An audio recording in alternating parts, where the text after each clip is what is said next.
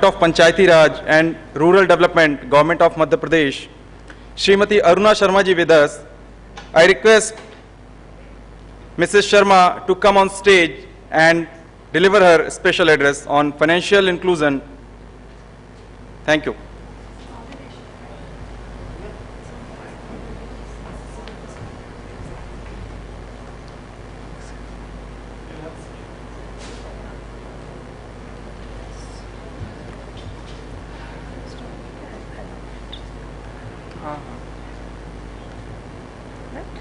I can do for कौन सा next है?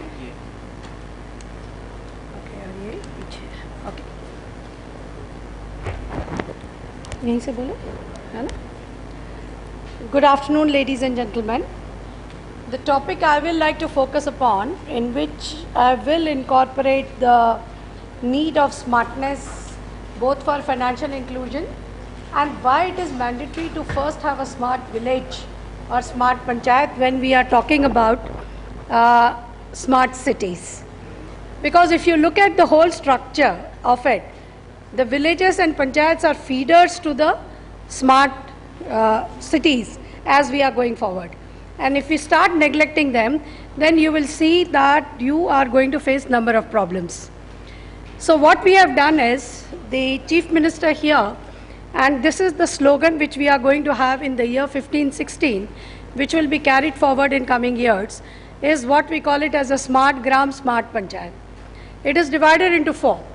One is infrastructure. So you have to have a top quality of infrastructure as you are moving ahead in every village of Madhya Pradesh. We have already moved ahead more than half of its achievements as we are moving ahead, and these steps will be used for the ranking. The second one which goes is the delivery of services, that all your individual and family entitlements of which a family is looked forward through the softwares, through the excellent system of operations, whether those entitlements are easily reaching those people. The third is of the livelihood, which is quite related to your smart cities, because unless and until we provide a good quality livelihood in these places, you are going to suffer with the migrations, you are going to suffer with the slum areas, you are going to suffer for people moving unnecessarily for better opportunities, whereas they can get that similar opportunities back home. Then the fourth is the most difficult one, which is about the social change, which is the responsibility of those inhabitants there as to how they bring about the social change. Now just think of the four major parameters we have put in for smart village, smart panchayat to the ward of your smart city. Now if each of these wards you are able to justify these things, that you give them the best of the infrastructure, you cater to their individual requirements, whether it is related to their housing, whether it is relating to their sewage, whether it is relating to their water, or whatever these kind of services are needed. Then if you are able to see the kind of travel they have to do for their livelihood opportunities, you cater for that. And the fourth is definitely a social change, that if there are unsocial elements, untoward incidents happening in their mohalla, in their area, in their village, in their panchayat, what is the redressal mechanism or immediate information mechanism that is available. So these are the kind of parameters we are developing for giving the numbers to each one of them, and with this we have linked to the, so basic funding will be given to everybody, but the extra edge will be given only to those who will be highest scorers in these four parameters. So as we move ahead on this, unless until if smart village is a precursor for a smart city. So you have to give these opportunities, as I mentioned. The second point is most important. The expansion of an urban town today is in the rural land.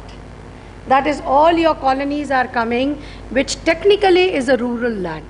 All your new townships are coming, which is technically is your rural land. So in that thing, we have come up with the colonizer, the act for the rural areas, where these areas also come in a planned way instead of them growing in an unplanned way. Madhya Pradesh has suffered like that. If you go in any direction of Bhopal, you will find n number of colonies coming, which technically is still a rural area. Whether you go towards Byara, you go towards Hoshangabad, you go towards Raisen, this is how this area is developing. All spillover is reaching there, which technically does not come under the urban department, so that you don't have a say there, you don't have a mayor there, you don't have a ward member there, but then they are towns. They are developing as your satellite towns very fast, so that is where your whole need comes. So it is very important that right from the beginning they develop a good infrastructure, so that when they merge with you, they don't become like your stepchildren. We have an example of Indore, where 48 panchayats were merged with the Indore urban area. They went to the court.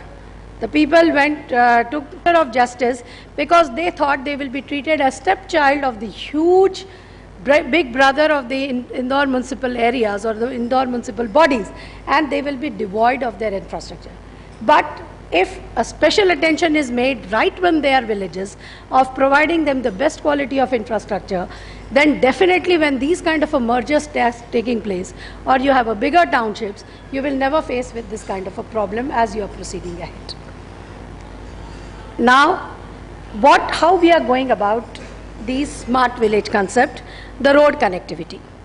Now, road connectivity, if you look at the structure, you will find that against the whole pie, the maximum is the rural roads. Now, if you don't have this purple structure as the rural roads, and if you are not catering for it, you are going to face a problem of transporting your goods, getting your inputs as you are working in any village. So this becomes like a mandatory thing for you. Here what we have done is, we are using all the kind of funds which are available. And rural development is one department which is flushed with funds. Now today, if I look after it, in the coming 5 years, on rural infrastructure, I will be spending at a rate of 7,000 crores per annum. Now you can't think of this kind of a fund flow in any urban body. Now, it is very important for you to use it to develop these areas so that it becomes as a complementary, as a supplementary to your urban developments. And that is where the whole beauty lies in, where now we are also using the plastic waste which is being thrown out from the urban areas. After Tamil Nadu, we are second state where we are taking all your plastic waste and we are using it for tarring the rural roads. Excellent tarring material. We have already covered more than 1,000 kilometers by using this. So in the sense, your waste disposal, which is inorganic, which is a plastic waste, there is a market ready for you. Absolute market ready for you. It has to be only broken down into small pieces, and we are a ready buyer for it. We can absorb as much as possible. We construct to a tune of 10,000 kilometers per annum of roads.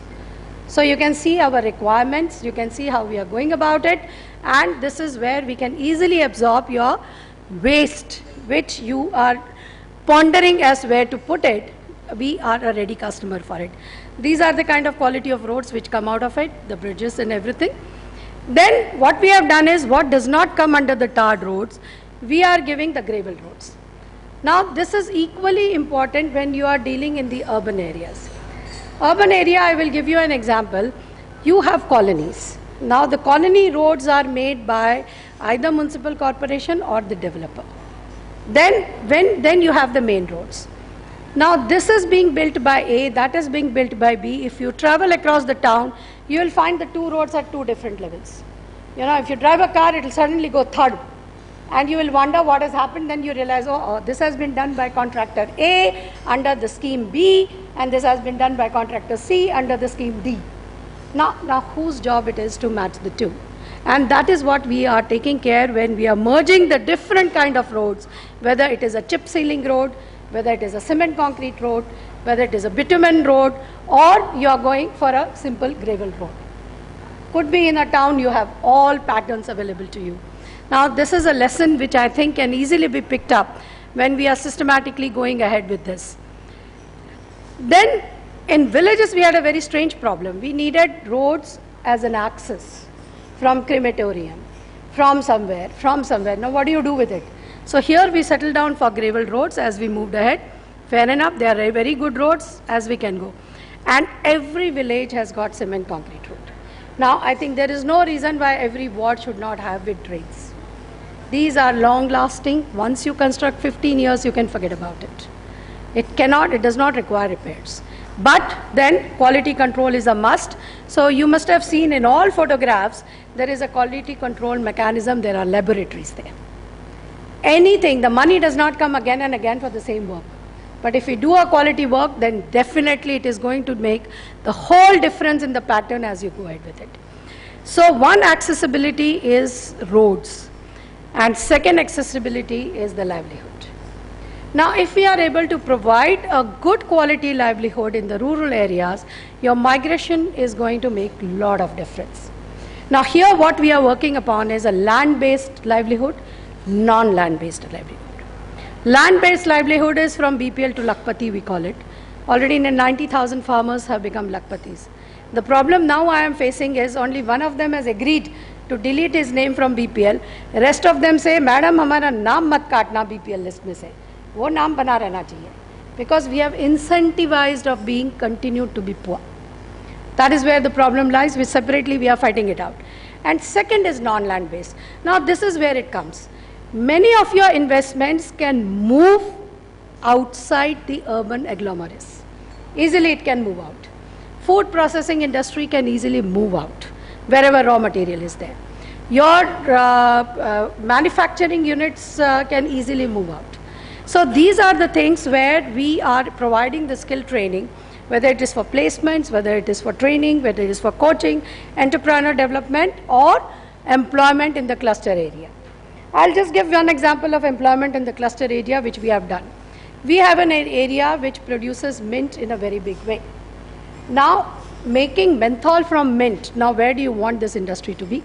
It can be in a group of 10 panchayats where in a shed of this size, you have decanters, the mint is converted into menthol and dried mint into mint powder. You have takers both in confectionery industry, in medical pharmacy industry, and in spice as a dried mint powder. Now this is something you can push out of the towns and it can easily be there, and there you generate an employment, which we are doing now, to a tune of a person earning 10,000 to 12,000 of rupees. Now that 12,000 earner is not going to migrate and stay in a slum for 15,000 or 20,000 of earning. That is where you draw a curtain upon. And that is where it is very important while we are planning on the livelihood sector. So we are using all money, land, BPL to Lakhpati, all Narega. So we give irrigation, we give them this thing. Now these persons have stopped coming to us as laborers. That is the biggest achievement. They no longer enroll to us as a laborer. They have enough money with them as they are proceeding.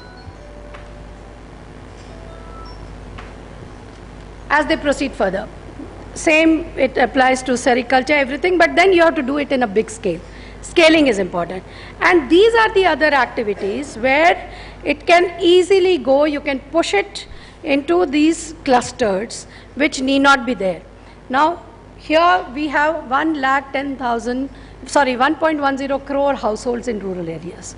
And we are targeting that 1% of each household should get an employment in this cluster business. That is what we are targeting at in coming 4 years. If that happens, your migration is going to fall down considerably if we succeed into this. We are quite optimistic because already 11 lakh, means nearly 12 lakh households we have covered in this. Now they are no longer coming and they are doing quality business. It is absolutely professional, it is competing in a market, it is surviving on its own, and government is weaning off from them. So it is not that just because government handholds it survives, it does not, it moves ahead. So if you have, just to give you an example, easily 4 to 5 units can work for sanitary napkins making in each district, Now that kind of an employment, if it starts generating in that family, I don't see any migration that will come forward as we move ahead. These are some of those works which they are doing. Now, the third axis, the first axis is roads. Second axis, what you are talking of, is the livelihood. Third is financial, all products. Whether it is a payment mode, deposit, saving, credit, insurance, and pensions. All should be available. The Pradhan Mantri Jan Dhan Yojana, if you see, it is talking of brick and mortar. And I am very, very happy today, for which we were fighting all along, for post offices to get the banking license. And today they have got the payment banking license. We are very happy because the amount of penetration they have Nobody else has got. Nobody else has got. And finally, we have won that battle. So we are moving towards it. But while you are making it, you have to see whose convenience it is. Is it the convenience of the banks and policymakers like you and I, or is it the convenience of beneficiary? We were horrified to find in some places in the Pradhan Mantri Jan Dhan Yojana, 5 BCs are happily sitting in one place. They have opened it like a bank and 5 counters, right? An individual has to travel 70 kilometers, 80 kilometers, 90 kilometers. So I don't think so that is FI we are talking about. FI, if you see the word, all along I have been using the word of access. And there is a very beautiful term, the difference between gaining access and having access. If I have an account and you have a mechanism to put the money in my account, it is having access. But if it is 70 kilometers away, it is not gaining access. Gaining access is I am easily able to reach there, I am able to do all these products. I get my payment in case I have to get it. I have deposit, savings, credit, insurance, pension, one-door shop, one-stop shop.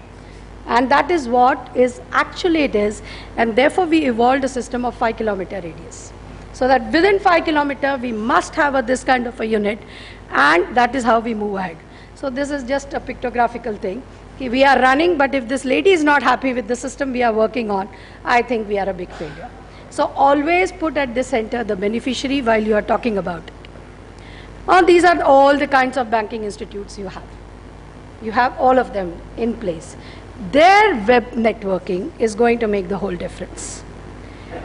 You will be amazed to find, like a person who works for me, I was just talking to them, and I was telling her, okay, you put your money in the pension scheme and you put the money here and that will be good for you. You will earn 10 to 12% rate of interest on it. The immediate question was, this 10 to 12% rate of interest महीने का है कि साल का है? So I said, नहीं साल का है. अच्छा, हम तो बाजार में महीने पे लेते हैं. Now you see the kind of unofficial financial market which is operating, and there it is at the rate of 24 to 32% rate of interest. It's only a question of access. They get the money middle of the night when they want. They get the amount of money with no questions asked and too much of paperwork. They get the money when it is required. And once they do it, the peer group pressure ensures that the payment is full. I'm not just talking of sahukars. I'm also talking of MFIs, microfinance institutions. If you look at the history, credit history of microfinance institutions, the recovery is 95 to 99%. If you look at the formalized banks, we all know the recovery and NPA percentage that is going on. So what is the difference? The MFI is taking a loan from a bank, a proper RBI scheduled bank. MFI is listed with RBI. They are taking the money. They are giving the money on credit at 24% rate of interest. Forget about Sahukar, who is doing at 36 rate of interest. This is a formal structure which is operating. It is operating in town, it is operating in villages. It is operating, if you look at the net, in Madhya Pradesh, the credit given by NFF is 3,500 crore of rupees in 1 year. We are 4th in the list, UP being topping the whole list. Now, where is this money documented? It is going into small businesses. It is going into the people who are taking money, borrowing money, morning, returning in the evening. It is the money which is used for small consumer loans or could be for their work, for expansion of work. It is an easy money which is available, which is floating in the market. None of us know where it is going. Who are the beneficiaries, who is paying, when they are recovering, we don't know. But yes, it also shows 95 to 99% of recovery. Now that is what is when we are talking of financial institutions, we have to think of the whole web or the whole formal structure of it. Ultimately what you should target for, and the smart city should have this criteria, that you have a bank, below the bank you have ultra small banks in case it is needed, below that you have MFIs, and then in urban towns you should head for a cashless society. The previous panel was talking about cashless collection of challans. It has to be a cashless society. Now RuPay debit card is available, all credit cards are available. I think each person sitting in this room, 80% of our transactions have become cashless. We always carry a credit card with us or debit card with us. We are not carrying cash with us for our requirements. Why can't that discipline flow down the line when everybody will have an account, everybody will have a RuPay debit card, and you can operate. What you have to have is a mechanism to have that POCs to operate upon it. The ease of doing it. That is what is the most important thing. And in fact, that is where I'm still having an argument with the government. We are planning to have some panchayats as cashless. And 3 points we have identified where cash goes. One is your fair price shop. Another is, of course, the bank where you draw the money. And third is the liquor shop. Now everybody is telling, no, don't put POC in the liquor shop. I said, but that is where they are spending the money. You can, either you have some mechanism that, okay, you can't spend more than 200 rupees or 50 rupees or something like that. Your card gets locked. But that is a point where the cash is being exchanged. A lot of cash is being exchanged. So if you are targeting for a cashless, you will have to look at all of them, the points where the cash transaction is taking place, maximum, and try to cover it off as you move ahead. So the paradigm shift, you have to go for geographical norm. If you are talking of access, differentiate between having and gaining access. Even if a one person is to travel, you can see this scene in any towns of the country. The day when the pension is made, this NSCP pensions, all these beneficiaries in urban towns are made to sit like beggars outside the bank branch. They are sitting in a row. And then the bank manager, when he is free, he is giving them the money. They have an account. They are like you and I. They are drawing the money from their own account. The bank manager should have no relevance as to where the money has come from, whether it has come as a salary to me and as a dole to that person. I mean, definitely the services should not change, but it changes just because they come from lower strata of the society or they are big in numbers.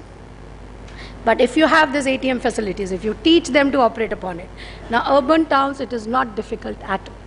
Not difficult at all, but it is happening.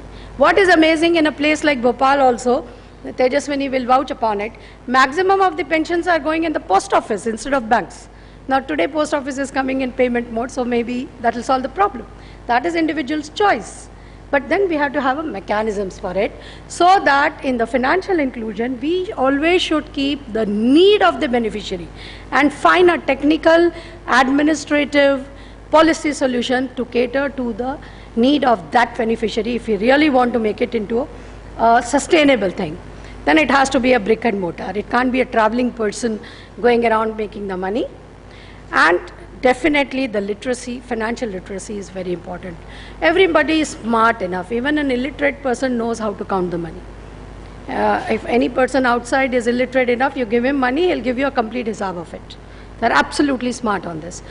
Cash upon that and see how you can treat them and cover all the unbanked areas. The next important thing is to have a common database, which is a software requirement where we have gone ahead with it in the name of Samagra. I'll come into those details as we are moving. And as we move into those details, what happens is that unless until you have a common database, we cannot talk to each other. In an urban town, it is a must. Like if it's a house, you must know how many members are there in the household. You must know what are the kind of property tax, water tax, this tax, that tax you are paying to it. You must know whether I have taken the clearance of the house or I have not taken the clearance of the house. I have encroached upon, I have made an extra balcony, whatever it is. And I have some grievance which I put with that reference number. So this is a must as you are going ahead, unless until you have it. And that is where there is a problem with Aadhaar. Because with Aadhaar, suppose you all are a family, by your Aadhaar numbers, I can never make out that you are a family, because that is a random number given to each one of you. And for any system to establish, it is a must to know a family. I must know that, okay, A is there, wife is B, 3 children are there, therefore I give scholarship to 2 children. I give PDS to 5, 1 is dead, so I give to 4, 1 is born, I give to 5, back to 5. All these things, how do you work upon? Unless until you have a family-wise database. And that is what we tried to do under Samagra, and we are moving ahead with it. That has helped us to capture a lot of duplication in scholarships which were taking place. You must be reading, there were some false institutions where the children were enrolled, teachers were present, scholarships were drawn, none of them existed.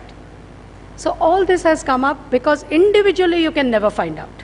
You can never find out. When you relate it to a family data, only then you can capture as you move ahead. And the fourth axis is telecommunication.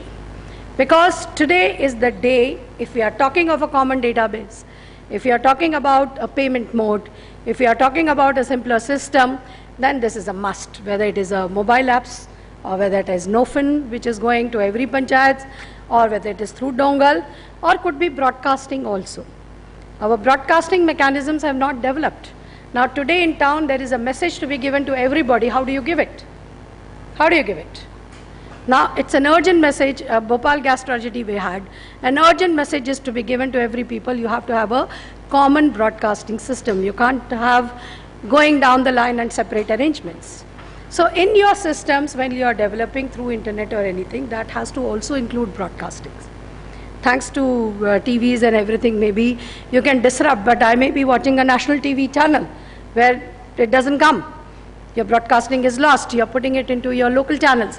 So you have to have a mechanism of broadcasting also, and of course of the video conference. So that is the fourth axis, which is a must when we are putting any criteria for a smart, whether it is a village panchayat or a city, as we are moving in. And this is the kind of common database where individual, family, rural area or urban area, rural area are village-wise, panchayat-wise clustered, urban area ward-wise, zone-wise clustered, so that you have this complete chain of mechanisms which allows migration. Migration by marriage, migration by the change because of birth and deaths, migration because of a rural person moving to urban, or vice versa. So all this common database, it is a must when you are operating upon any system, and it is available across the globe. Any good developed city you visit in, or a country you visit in, you find there is a common database. And this is just the workflow which is showing where the money goes. Thank you so much. Any questions, you're welcome.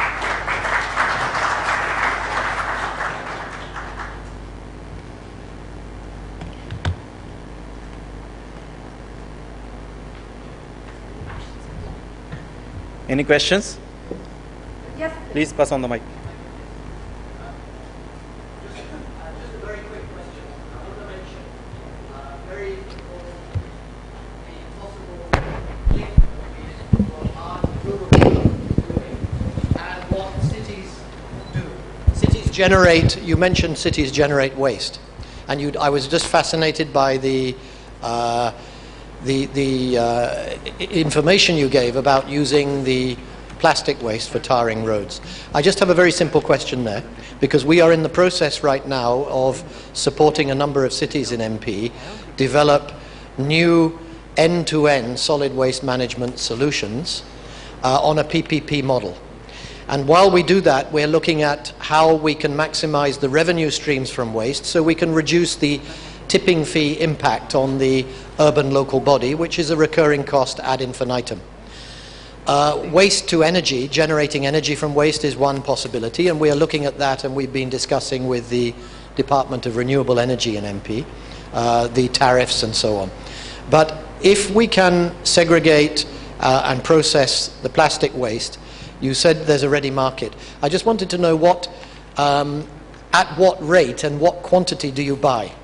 And where is it coming from at the moment, predominantly? At this moment of time, you have this plastic or waste collectors, right? And these collectors are selling it to some contractors in every town. So what do we have today is, we are collecting from that contractor. We have developed some self-help groups, which is a very simple machine costing around 2 to 3 lakhs of rupees, which cuts into small pieces, right? And we buy it at different rate, which ranges from 12 rupees to 16 rupees, which is settled by the market. And any waste that comes, we are a taker, because we need it in huge volume. It is helping us both ways. It's a win-win situation. You are getting disposed of the inorganic waste, maximum of it in a plastic form, and we have an advantage of, because what we do is we actually process it along with the gravel.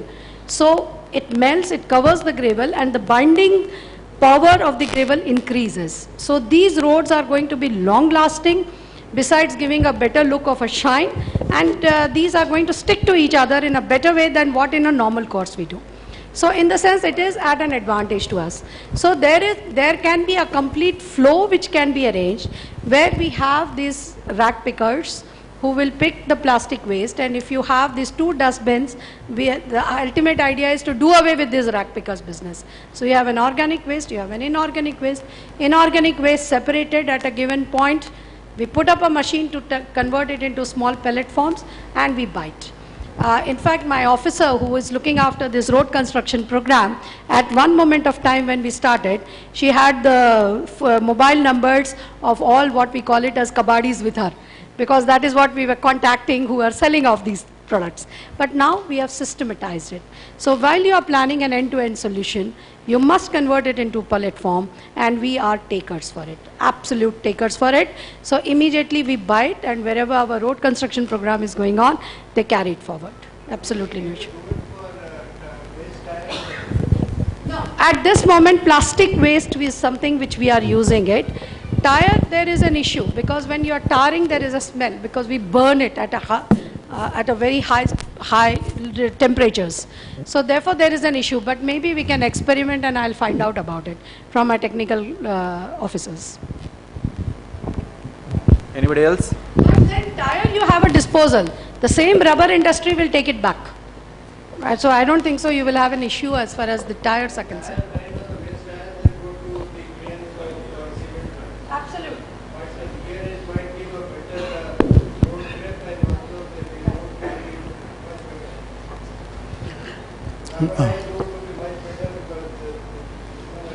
Maybe we can, I will have to just cross-check with my technical persons, because it will not be fair on my part to comment upon it.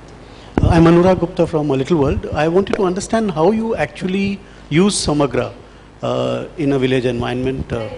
See, what we are doing, Samagra database, once it is made, right, then we have only 2 people who can do the edit. In urban areas, it is the municipal officer. In rural area, this is the chief executive officer of the Janpad, right? Now, once this database is created, now if I am giving an Indra Awas, right, everything is related to family Samagra number. So unless until you put a family Samagra number, the money will not get devolved from here. We have worked out a system now. The money does not go to district, block, panchayat, and then to individual. It goes straight from Bhopal into the account of the individual. So how it has helped us to avoid it, when we started with the Indra Awas, to give you an example, same account number was given for 10 beneficiaries. Now immediately we could catch it with the family Samagra number, there is something wrong. Plus it is creating a repository of database whom we have given. Similarly, if we are giving benefits to individuals, whether it is pensions or scholarships, it immediately caught that a child has enrolled himself in 5 schools, right? And tapping scholarship from all 5 schools, because on paper, there were 5 different files which were cleared by the school education department or anybody. So how we went about it is we went to the cabinet and we decided. First, it started off by converging similar schemes with the different departments or different organizations. Then we went ahead with having a common database. Now, this database is used by the PDS system, it is used by the scholarship departments, which are 4 or 5 of them, SC, ST, OBC, school education, higher education, etc. It is being used for giving housing, it is being used for giving toilets, it is being used for any individual or family oriented scheme where there is a devolution from government to an individual, right? Similarly, it is linked with Narega. So, and the political advantage with it is that at any given time we can say, okay, this particular family, we have given them benefits to a tune of 100,000 rupees, right? That is what. Thank you. Thank you. So this is something people of MP must proud on. Nation is talking about smart cities, but the MP government is looking for smart villages and smart panchayats. So now I request Mr. Tejasvi Nayak, Commissioner, Bhopal Municipal Corporation, to come on stage and present a memento to Additional Chief Secretary, Madhya Pradesh Government. I would like to add some things. Most of you may not be knowing that I was in RD before coming here, and I was under MAM. And MAM was at the in the forefront when we implemented the direct benefit transfer in NREGS. And because of it was mainly MAM's effort that MP was the first state in India to implement it in a 100% manner. Apart from that, the things that are being discussed here, we usually see ideas flowing from urban to rural. For a change in MP, at least some of the ideas are flowing from rural to urban. In the recently ongoing process of allotment of houses to BSUP beneficiaries, that is the slum development project beneficiaries, we are finding it tough to have their bank accounts opened. Rather, in rural areas, when I was a CO Zilla Panchayat, because of the USBs, the ultra small branches, or the banking correspondents, it was much more easier for us, and it was much more easy to get the details of banks and other things. I think in MP, in rural areas, we are really much ahead, and when it comes to financial inclusion in the last 2 years, we are doing pretty well. Apart from that, the plastic thing also, it is from the rural point of view, wherein as I mentioned in the morning, MP Rural Road Development Corporation is using plastics for making roads. That is where we got the idea that we can divert the plastics that are found in our municipal corporations using a shredder, and then packing them and selling them, because there exists an informal sector there, and we would like to tap on it. So you see, ideas can also come from rural to urban. It is not all the other way around. So I thank ma'am for coming here, and